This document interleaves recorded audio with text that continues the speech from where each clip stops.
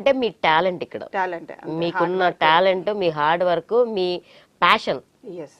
ఆ టైంలో మీకు తెలియకుండానే వాటి మీద ప్యాషన్. తెలియదు అసలు, అంటే మన రూట్ ఎక్కడన్నది కూడా తెలియదు, గమ్యం ఎక్కడో తెలియదు. సరే అక్కడ నుంచి వచ్చిన తర్వాత నా ప్రయాణంలో ఇక్కడ అడల్ట్ ఎడ్యుకేషన్ కానీ, అడల్ట్ లిటరసీ క్యాంపెయిన్ లో డే అండ్ నైట్ కష్టపడేది, నైట్ 11 వరకు. అవి ఒక సెంటర్ లో ఇలా పనిచేస్తున్నారంటే కలెక్టర్ వాళ్ళందరూ వచ్చి మా సెంటర్స్ ని చూసే ఓకే చాలా హ్యాపీగా ఫీల్ అయిన అన్నట్టు. 20 మెంబర్స్, నేను ఒక 10 సెంటర్స్ మెయింటైన్ చేశాను. ఒక చిన్న క్వశ్చన్, ఈ 5 కంట్రీస్ లో మీకు ఏ దేశం బాగా నచ్చింది? భారతదేశమా, మిగతా దేశాలతో చూసుకుంటే ఆ దేశాలు ఏది బాగా నచ్చింది? అంటే నేను భారతదేశాన్ని కంపారిజన్ చేయను, కానీ గ్రీస్ లాంటి ప్రాంతం చాలా బాగా వాళ్ళు అంటే విమెన్ కి మెన్ కి అక్కడ విమెన్ ఎక్కువ ఫుల్ ఫోకసింగ్ అన్నట్టు. ఓకే.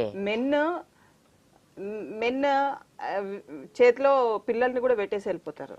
ఓకే, అంటే అంతటి రివర్స్ అన్నట్టు. మన దగ్గర మహిళ చేతిలో పిల్లల్ని పెట్టేసి హస్బెండ్ డైవర్స్ ఇచ్చి వెళ్ళిపోతుంటారు. ఓకే. కానీ అక్కడ మహిళలే ఫాదర్ కి ఇచ్చేసి వెళ్ళిపోతుంటారు. అంటే నాకు ఒక చిన్న డౌట్ అండి, గ్రీస్ లో హైట్ చాలా ఎక్కువ ఉంటారు